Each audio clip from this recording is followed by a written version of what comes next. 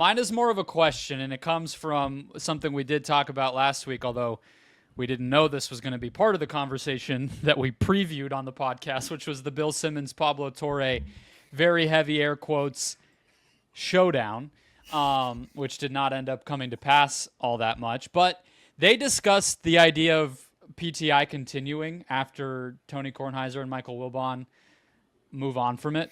And they agreed that no one should take it over. But I just thought it would be a fun exercise to say who could take it over. If we had to,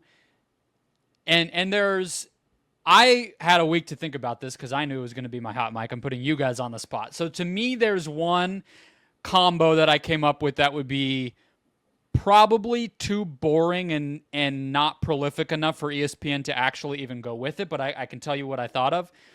But if you go outside of ESPN or just try to come up with anybody who could do a good job with it, I think it can maybe be a more fun exercise. Because within ESPN, as has been well documented, there's not a lot of folks who do this kind of thing that are still around, so it's harder to pick.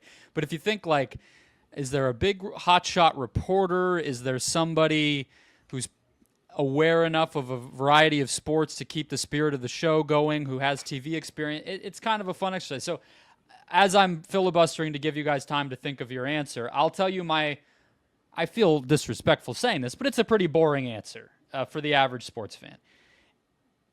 Clinton Yates, Frank Isola. They could do a good job with it. They both, have ESPN TV experience. They both did Around the Horn forever. They both have an awareness and an interest in sports that are not just football and basketball. So I think you have to have that. PTI still will talk in the opening A block about tennis and golf. They are the only people still doing it. You gotta keep that going. And I think that Clinton and Frank could do it. But again, I think if that's your answer, if some hotshot intern came into an ESPN pitch meeting and said, "How about Isola and Yates?" they would say, "We're canceling PTI," unfortunately. So who do you guys have? Who's your answer? I think Isola would have been my number two, but I'm also going to go pretty boring with this. I think Pablo Torre is probably the best person to put in that role, right? Like, I can't think of too many other people that do original reporting, have the TV experience, actually pay attention to, a wide variety of sports. He has unique and interesting takes. Yeah, I don't know. I think he'd be perfect for that show, and that's why he's pretty good when he fills in.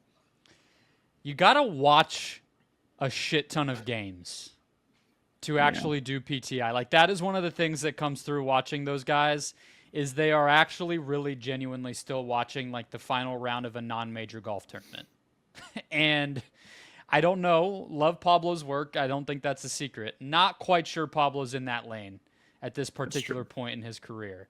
So who would you pair Pablo? Who would you pair Pablo with? Well, Frank. Frank. Okay. Oh, okay. Drew. Yeah.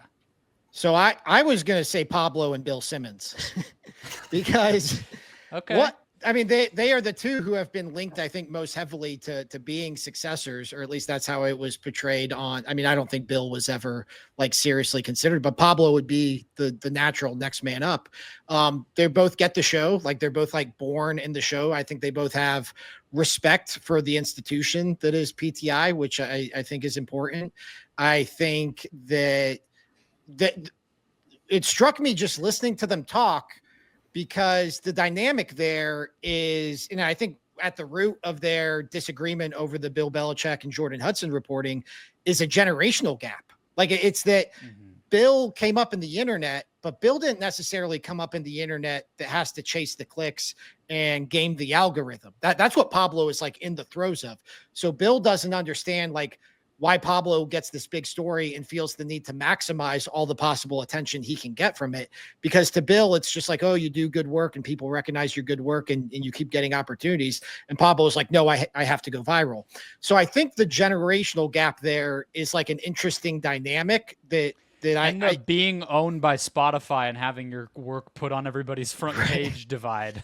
Right. Yeah. That's Bill hasn't had to worry about that in probably multiple decades at this point. And so I think that just those two, their different perspectives, their overlap, but also I liked listening to them discuss things as somebody who's a big fan of both of their work. And that's when you add in the PTI connection, that would be my choice, as unrealistic as it probably is.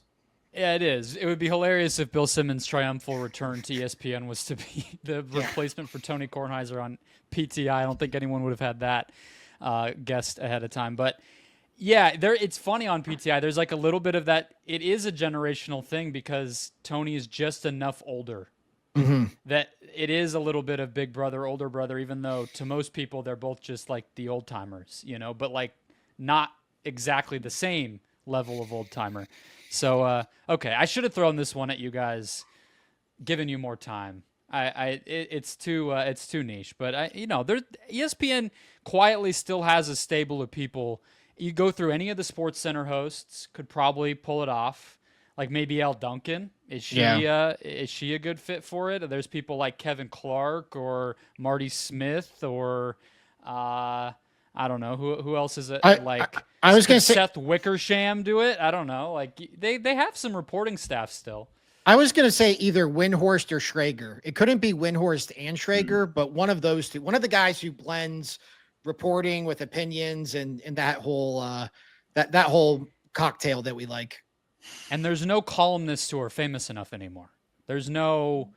I mean, Sally Jenkins, I guess, like you could, but nobody really knows. I think she's already retired from the Washington Post. Unless you're like nerdy like we are, no one has really an awareness of those people. The same way as when the two Washington Post sports columnists in the 90s were getting this show, that was news. Now that doesn't exist. So, yeah. Who's the most famous sports columnist right now? I guess Dan Wetzel still does some columns, but it seems like he's going to be doing more investigative reporting. I just don't it's as recently as when I was in college, like I could have named you I could have listed off my 10 favorite columnists. And now like, I don't think I could None just of them name are 10 doing, columnists. There are some, but they're not writing anymore. Like Simmons, right. You could still say Simmons, but he doesn't write columns. So yeah, I mean, I think Jenkins, maybe, Christine Brennan, unfortunately, could still be on that list. She's probably famous for the wrong reasons for her. I'm not saying, unfortunately, like I hate her or anything, but I think she's infamous a little bit more lately. Greg Doyle. There's Greg Doyle, yeah. That's who it's going to There's my mind. local ones, right? Like, I guess Terry Plaschke, Pluto. Plaschke, Kalishaw. Some of the people who are on Around the Horn, like they're known because of Around the Horn. Mm-hmm. Yeah. It's a dying breed, of course. We've known that. But it kind of proves the point of why PTI can't really sustain. Doesn't make sense to continue it. It's like just build something else. Make a new fun show around different kinds of people because that's their thing.